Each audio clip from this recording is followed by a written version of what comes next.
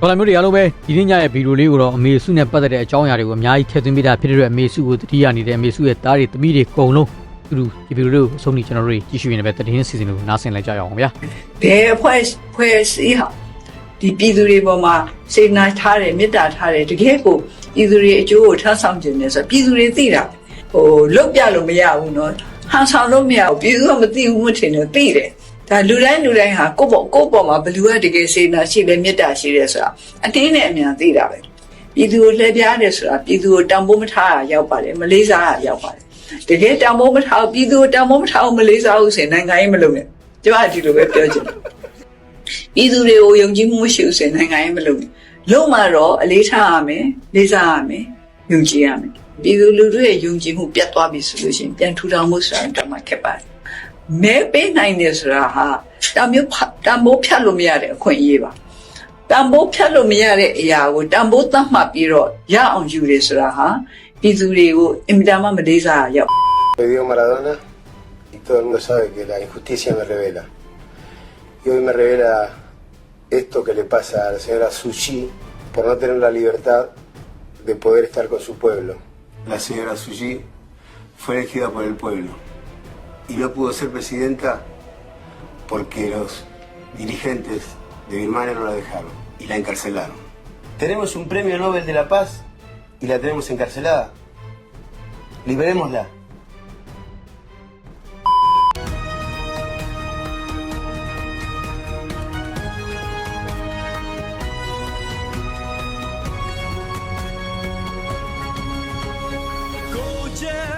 Revolution Reaction Channel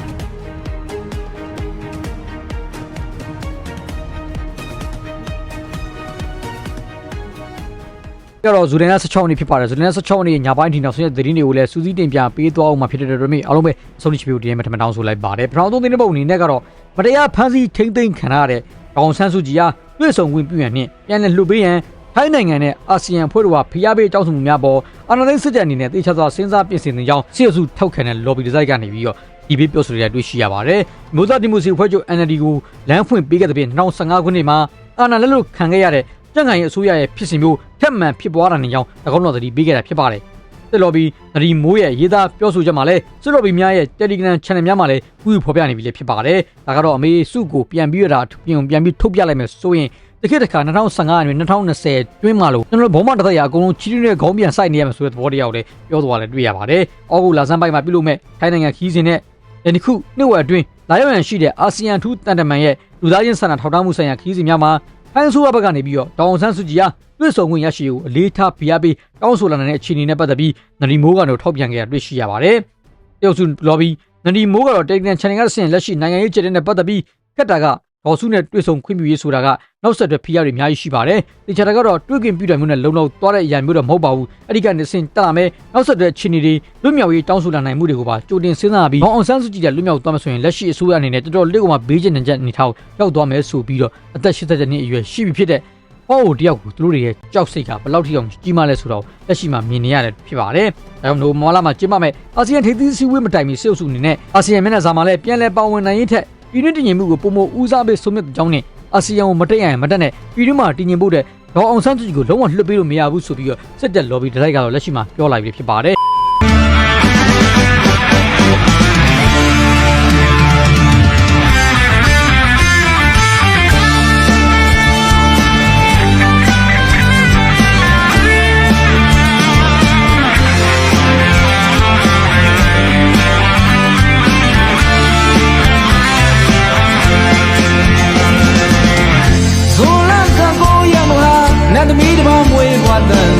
ပြန်သာတတ်ကြပေါ်တဲ့ညီမမြေမနော်သူ့နာမည်အောင်ဆန်းစုကြည်သူ့တမိုင်းကိုကဘာကတည်တယ်မိမိကိုတန်ဖိုးထားတဲ့အောင်ဆန်းသမီးလေးနင်းစီတခင်မေညီမမြေရဲ့မေကဘာဒီရဲ့တို့ထိန်မှနေသူ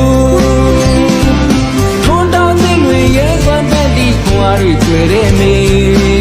မောဆန်တဲ့သူနှလုံးသားကိုပြည်သူတို့တည်းထားတယ်မိုးမြတ်လာပါတယ်လေစွန်သားရဲ့သူမေမေ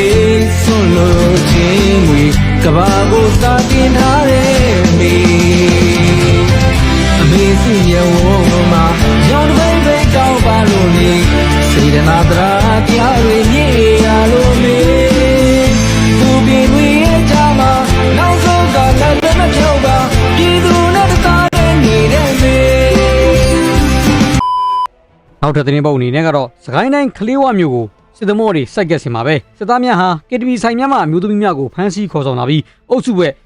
ပြုကျင့်ခဲ့ကြသဖြင့်အမျိုးသမီးချို့စေယုံတင်ကုသနေကြောင်းသိရှိရပါတယ်။သူနဲ့10ရက်နေ့မုံရွာမြို့မှာချင်းနှင်းမြေတိုင်းထွက်ခွာလာတဲ့စစ်သမောအုပ်စုဟာကလေးဝမြို့ကိုရောက်ရှိပြီးကန့်ကက်ခဲ့ကြောင်းနဲ့အဲ့နောက်မှာတော့စစ်သားတွေကမြို့ပေါ်ရှိရက်ဆိုင်များနဲ့ KTV ဆိုင်များကိုဝင်ရောက်ကငွေပေးချေခြင်းမရှိဘဲမူးရတောင်းညံ့ခဲ့ကြောင်းသိရှိရပါတယ်။ KTV ဆိုင်များကအမျိုးသမီးများကိုဖမ်းဆီးခေါ်ဆောင်သွားပြီးကလေးဝမြို့ဘောလုံးကင်တွင်အုပ်စုဖွဲ့ကျင့်ခဲ့ကြတာဖြစ်ကြောင်းနဲ့အဲ့ဒီဖြစ်စဉ်ကြောင့်အမျိုးသမီးချို့ထိခိုက်ဒဏ်ရာရရှိပြီးလက်ရှိအချိန်မှာစေယုံမှာရောက်ရှိကုသခံယူနေတဲ့သူတွေကလည်းပြောထားတာတွေ့ရှိရပါတယ်။စစ်သုံးများကလေးဝမြို့ကိုစိုက်ကပ်နေစဉ်ဖေးမြို့မှာရှိတဲ့ဒေသကုကမှုစစ်ဌာနချုပ်ဓာတ်ကဆကိုပြည်သူများရဲ့ဆန္ဒပိန်ကုန်တင်ရင်များကိုချောဆွဲအသုံးပြုပြီးစီပီပါများစံအိမ်များနဲ့လက်နက်ခဲယမ်းများကိုအချိန်ချင်းတည်ယူပို့ဆောင်ခဲ့ကြောင်းလည်းသိရှိရပါတယ်။တဲ့အစိုးရအဖွဲ့ရဲ့ပထမဆုံးအစည်းအဝေးမှာလဲ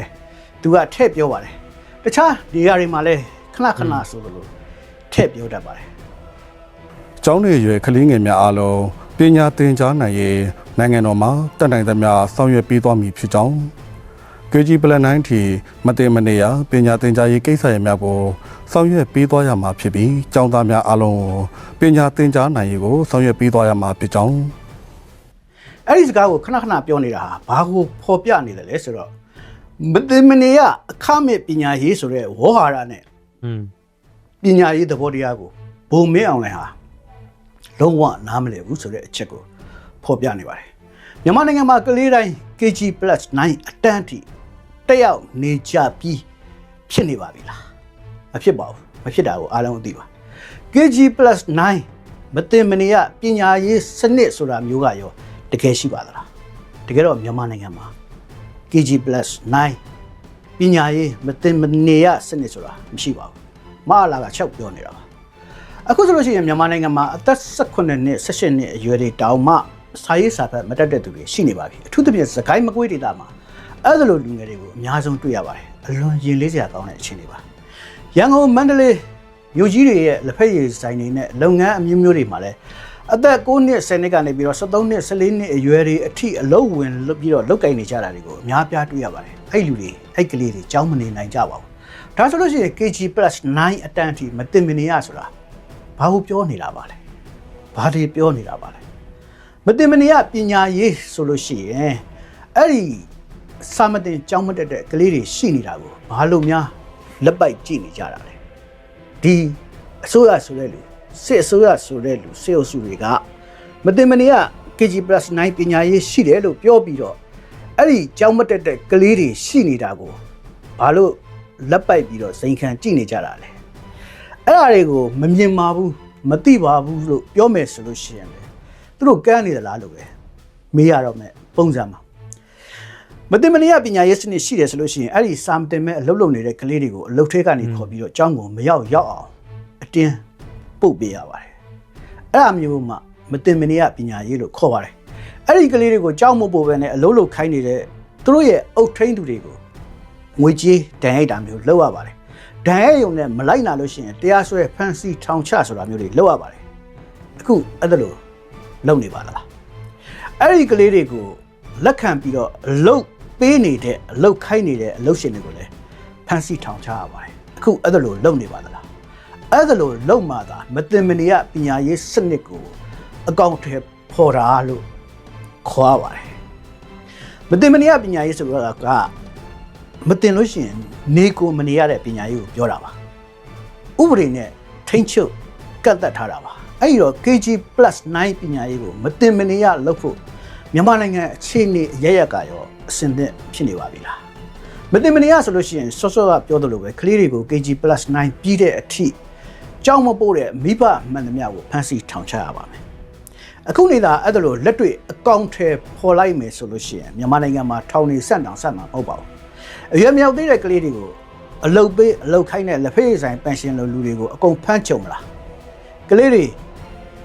အလုတ်သမားအဖြစ်နဲ့ခိုင်းစားနေတဲ့လူတွေကိုအကုန်လုံးကိုအရေးယူမလားကဲစဉ်းစားကြပါကလေးအလုတ်သမားမရှိသင့်ဘူးဆိုတာအဲ့ဒါအမှန်ပါပဲကလေးတွေကိုခိုင်းစားတာဟာမတရားတာကလေးတွေကိုခေါင်းပုံဖြတ်နေတယ်ဆိုတာဟာလည်းအမှန်ပါပဲဒါပေမဲ့ကလေးအလုတ်သမားမခိုင်းရခိုင်းမစားရဆိုတာကိုတခြားစီးပွားရေးအခြေအနေတွေဖန်တီးမပေးဘဲနဲ့အတင်းအဓမ္မအကောင့်ထဲပေါ်လိုက်လို့ရှိရင်တော့ အဲ့ဒါကလေးတွေနဲ့ကလေးမိဘတွေကိုကုညီရမရောက်ဖ ೇನೆ ဒုက္ခပိုရောက်အောင်လုပ်တယ်လို့သာရှိပါလိမ့်မယ်ဆိုင်ငန်းနေရာကိုဖန်တီးမပေးဘဲနဲ့လမ်းဘေးဈေးတွေကိုလိုက်ဖန်တဲ့ဂလုံစီမံချက်ဆိုတာမျိုးနဲ့ပုံစံမျိုးဖြစ်နေပါလိမ့်မယ်အဲ့ဒါဆိုလို့ရှိရင်မတင်မနေရပညာရေးအကောင့်ထဲပေါ်ဖို့အတွက်ဘာတွေလိုအပ်ပါသလဲအခမဲ့ပညာရေးလိုအပ်ပါတယ်မတင်မနေရပညာရေးလို့ပြောတာဟာတကယ်တော့တချမ်းပဲ့နေပါတယ်မတင်မနေရအခမဲ့ပညာရေးလို့တွဲဖက်ပြောဆိုရပါတယ်မတင်မနေရအခမဲ့ပညာရေးလို့တွဲပြောမှသာအင်္ဂါဆုံးပါတယ်မတင်မနေရပဲပြောပြီးတော့အခမဲ့မပါလို့ရှိရင်အဲ့ဒါခြေတပေါင်ကျိုးဒုက္ခိတပညာရေးနဲ့တူနေပါလိမ့်မယ်အခမဲ့ကိုမသိချင်အောင်ဆောင်ပြီးတော့မတင်မနေရကိုပဲခွဲပြောတဲ့ဘုံမင်းအောင်နိုင်ဟာအုံနောက်တချမ်းပဲ့နေလို့သ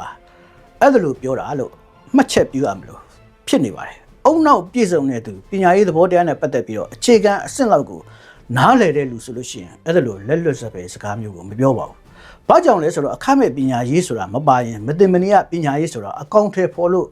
ရကိုမရနိုင်တော့ပါ။အခုချိန်မှာဆင်းရဲလို့ကြောင်းထားမပေးနိုင်တဲ့မိဘကိုကလေးကိုကြောင်းမထားရကောင်းလားဆိုပြီးတော့ဖန်စီထောင်ချလို့ရှိရင်ဆင်းရဲလို့ထောင်ချတာနဲ့အတူတူပဲဖြစ်နေပါလိမ့်မယ်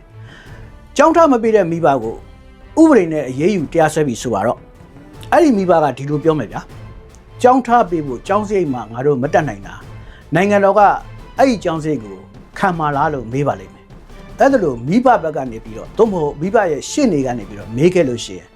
နိုင်ငံတော်အနေနဲ့ကဟုတ်ကဲ့ကျွန်တော်တို့ကျောင်းစရိတ်ခံမမယ်လို့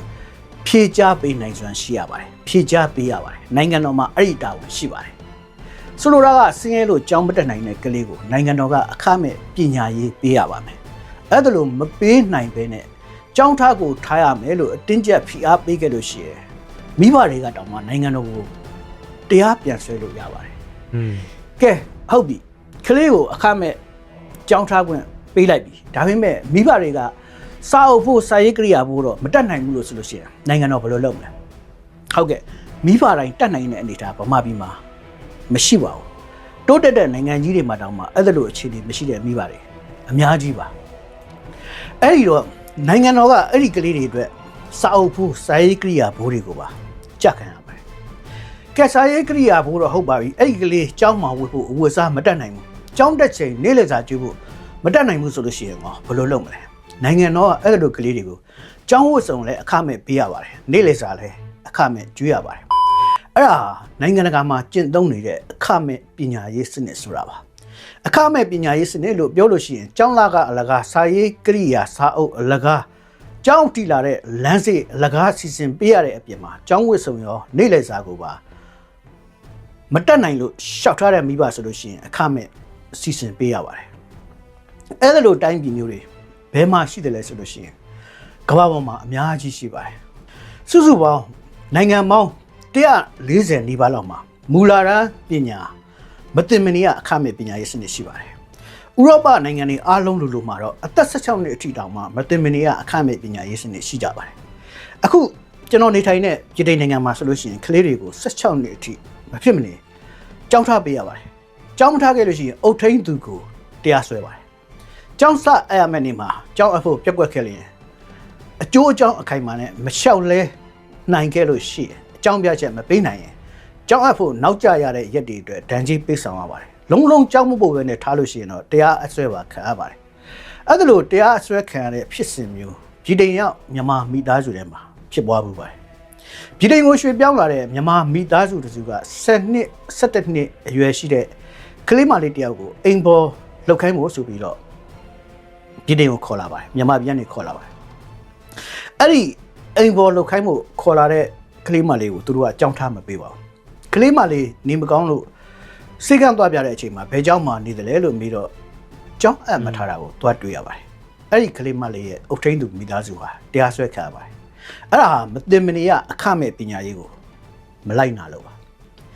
မြန်မာနိုင်ငံမှာအခုလိုအပ်နေတာကပထမအဆင့်အနေနဲ့စူးစမ်းအကောင့်တွေဖော်တဲ့နာကမူလာတန်းပညာအခမဲ့ပညာရေးဖြစ်ပါတယ်အခမဲ့ပညာရေးလို့ကျွန်တော်ပြောပါတယ်မတင်မနေရအခမဲ့ပညာရေးမဟုတ်သေးပါဘူးမူလာတန်းပညာကိုမတင်မနေရလုပ်ဖို့တောင်မှမြန်မာနိုင်ငံရဲ့အခြေအနေကမပြည့်စုံသေးပါဘူး။ကလေးတွေကိုမူလာတန်းကြောင်းမထားလို့ရှိရင်မိဘကိုတရားစွဲမယ်ဆိုတာမျိုးလုပ်ဖို့အတွက်လုံလောက်တဲ့စီးပွားရေးအခြေအနေတည်းဖန်တီးပေးမထားနိုင်သေးပါဘူး။အဲဒါကြောင့်မတင်မနေရဆိုတာကိုထည့်ပြောလို့မရသေးပါဘူး အခမဲ့ပညာရေးပဲဖြစ်အောင်အရင်စမ်းသက်အကောင့်ထဲ